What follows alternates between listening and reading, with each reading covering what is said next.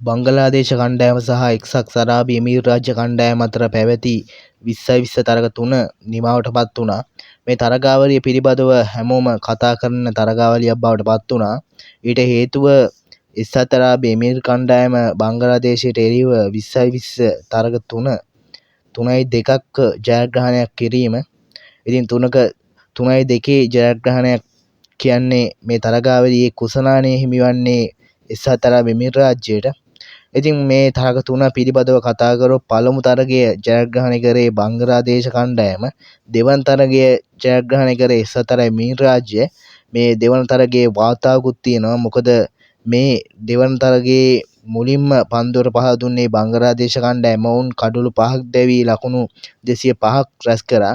ඉතින් 206ක් අවශ්‍ය වුණා එක්සත් අරාබි එමිරාජ්‍යයට ජයග්‍රහණය කිරීම සඳහා. ඔවුන් කඩලු 8ක් පමණක් දැවී තිබියදී ඒ ලකුණු සංඛ්‍යාව 206ක් ලබාගෙන තරගය ජයග්‍රහණය කරා. ඉතින් මේ තරගයේ අතරතුර එක්සත් අරාබි එමිරාජ්‍යයේ කණ්ඩායම බංග්ලාදේශ කණ්ඩායම විසින් විහිළුවටගත් ආකාරයක් තමයි මේ තරගාවලිය බැලුවා නම් දකින්න තිබෙන්නේ.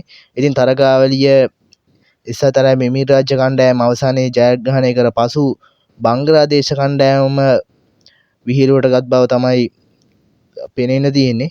ඉතින් කෙසේ වුවත් තුන්වන තරගාවලිය ජයග්‍රහණය කරේ එක්සත් අරාබි එමිරාජ්‍ය. ඉතින් ඒ සමගින් ඔවුන් තරගාවලියේ 3-2ක ජය වාර්තා කරලා කුසලානය එක්සත් අරාබි එමිරාජ්‍ය කණ්ඩායම සතු කරගත්තා.